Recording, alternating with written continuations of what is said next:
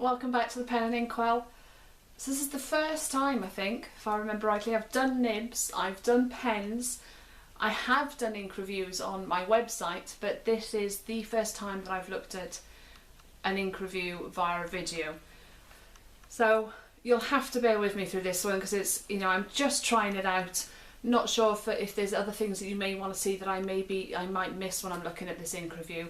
But we have had requests to look at this ink and it was one that I wanted to try anyway.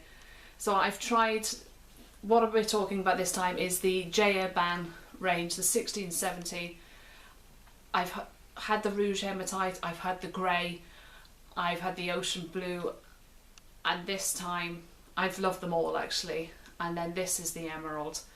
So I've seen pictures of it online, I've seen pictures on Instagram of the sheen of it, and it really is truly amazing. So I've taken the opportunity to put it into an metallic 1.1 nib so that it gives a bit more of a bit of a thicker, wetter line.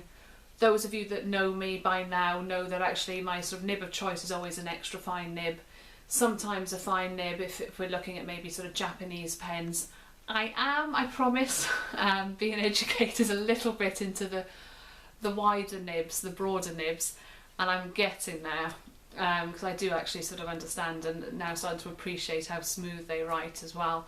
But this is a 1.1 metallic and really is probably the best nib to try this ink out with. I have also got it in an extra fine nib that I've been writing in my journal with, but for the purpose of this I'm going to be using the 1.1.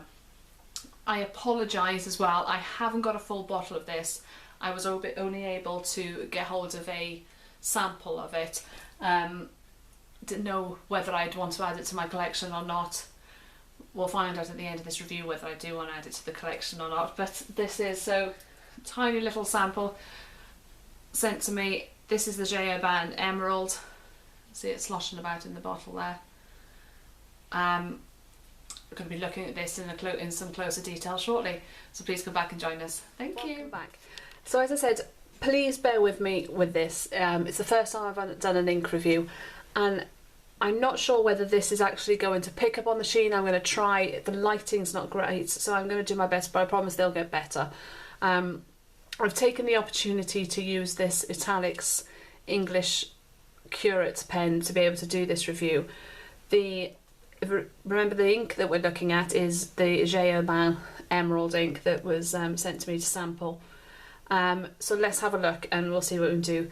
Please, as I say, bear with me. If there's something that you'd like to see on an ink review that I haven't done, then please let me know. There are plenty of written reviews out there on this ink where you'll see lots of sort of writing on it, so I'm just trying to do a video that may go along with that and offer my opinion on it. So this is J Herbin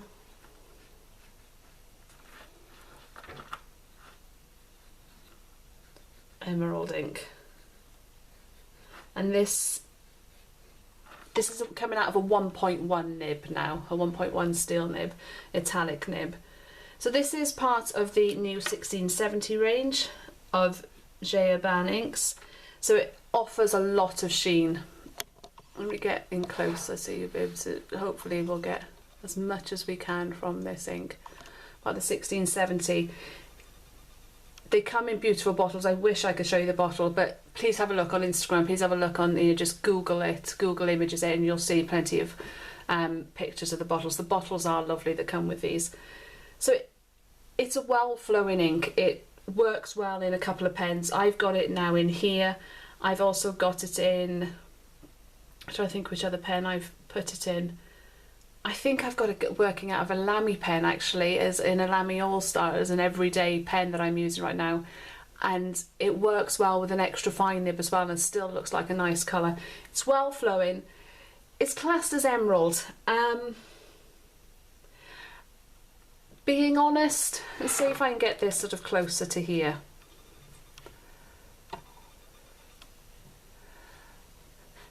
As I say, the light probably isn't working that well.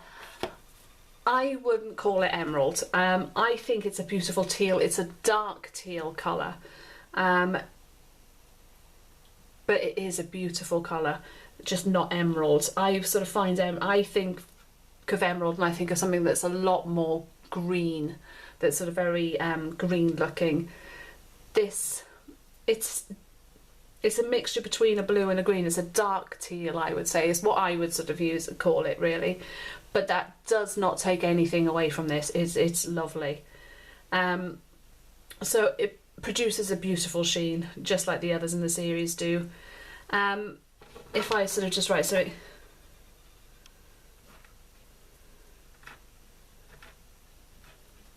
this is a beautifully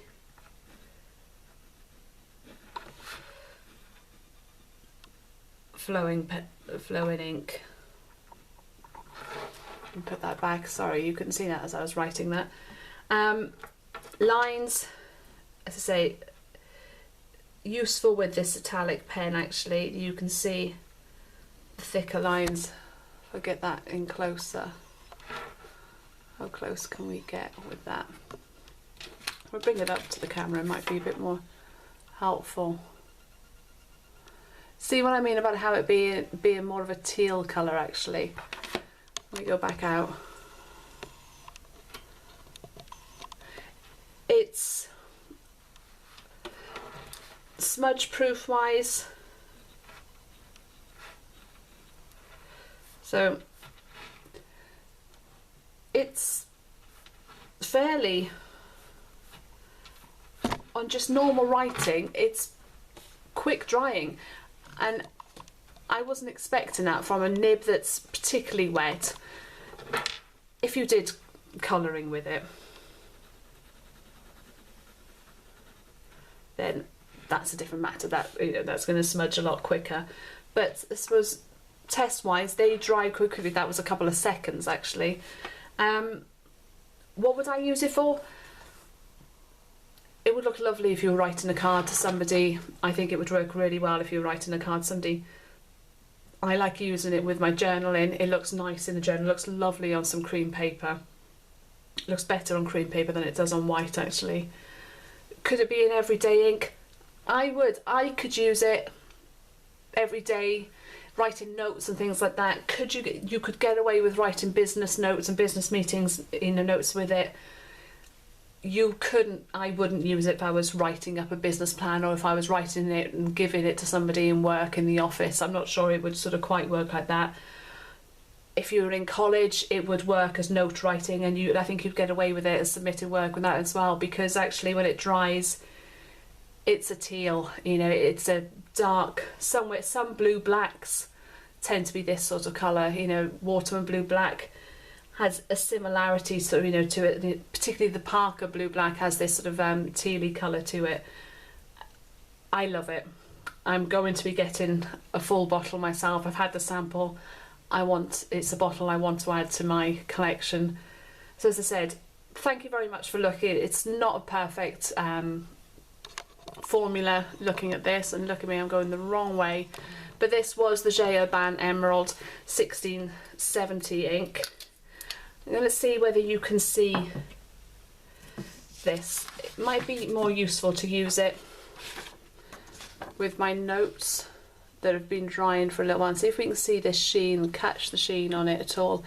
It gives a beautiful sheen when it's wet, and it has this almost sort of goldy red colour that comes on the top of it. Not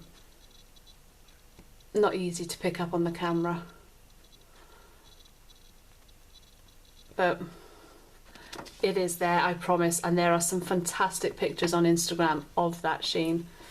Wish I could show it on the camera. It's not translated on the camera, but I hope it's been useful to you anyway. At least this is my opinion on the ink. It is one that I'll add to my collection. Anything else you want to know, any other inks you want me to see, any other pens you'd like me to see review, please do let me know. Other than that, see you next time. Thank you very much.